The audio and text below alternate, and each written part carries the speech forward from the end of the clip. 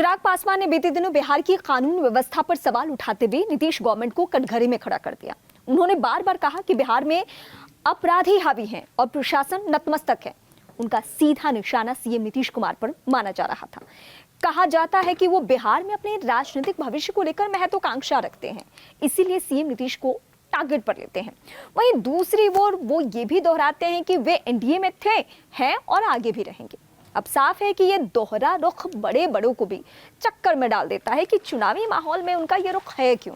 हालांकि राजनीति के जानकार की नजर में उनकी रणनीति का ये अहम हिस्सा है, जिससे वो एनडीए में रहते हुए अपनी सियासी जमीन मजबूत कर रहे हैं। चिराग पासवान ने एक न्यूज एजेंसी से बातचीत में महत्वाकांक्षा को लेकर कहा, महत्वाकांक्षी होना गलत नहीं है, लेकिन मेरी महत्वाकांक्षा गठबंधन से ऊपर नहीं है। उन्होंने नीतीश कुमार के नेतृत्व में एनडीए के चुनाव लड़ने की बात दोहराई, लेकिन चिराग पासवान के बयानों से बिल्कुल साफ है कि वो बिहार में अपनी पार्टी की हिस्सेदारी बढ़ाना चाहते हैं। अब आपको मैं अपडेट करती हूं कि 2020 के विधानसभा चुनाव में उनकी पार्टी ने अकेले 135 सीटों पर चुनाव लड़ा था, जिसने सबसे ज्यादा अगर किसी पार्टी को नुकसान पहुंचाया तो वो नीतीश कुमार की पार्टी जेडीयू को। अब इस बार उनकी रणनीति सीट बंटवारे में बड़ा हिस्सा हासिल करने की बताई जा रही है। चिराग पासवान और नीतीश कुमार के रिश्ते लंबे समय से असहज रहे हैं। साल 2020 में चिराग पासवान ने एनडीए से अलग होकर जेडीयू को 34 सीटों पर नुकसान पहुंचाया था।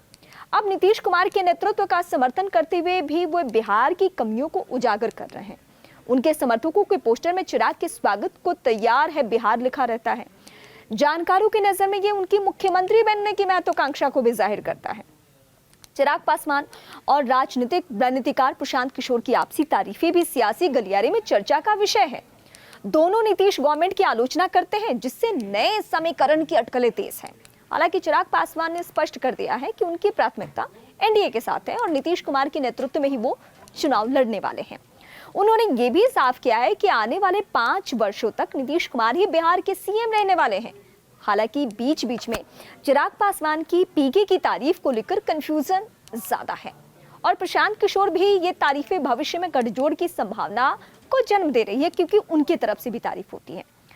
राजनीतिक के जानकार तो ये भी कहते हैं कि दरअसल चिराग पासवान की रणनीति बिहार में दलित और गैर यादव पिछड़े वर्गों में अपनी पैठ बढ़ाने की है। उनकी बिहार फर्स्ट, बिहारी फर्स्ट की नीति युवाओं और बहुजन समुदायों को आकर्षित कर रही है। 2025 के विधानसभा चुनाव में वे अधिक सीटें हासिल कर किंग मेकर की भूमिका निभाना चाहते हैं। जाहिर है चिराग पासवान एक और नीतीश कुमार को समर्थन देने की बात करते हैं, लेकिन दूसरी ओर उनकी सियासी महत्वाकांक्षा भी जाहिर हो रही है, जिससे एनडीए के भीतर तनाव और भी ज्यादा गहरा जाता है।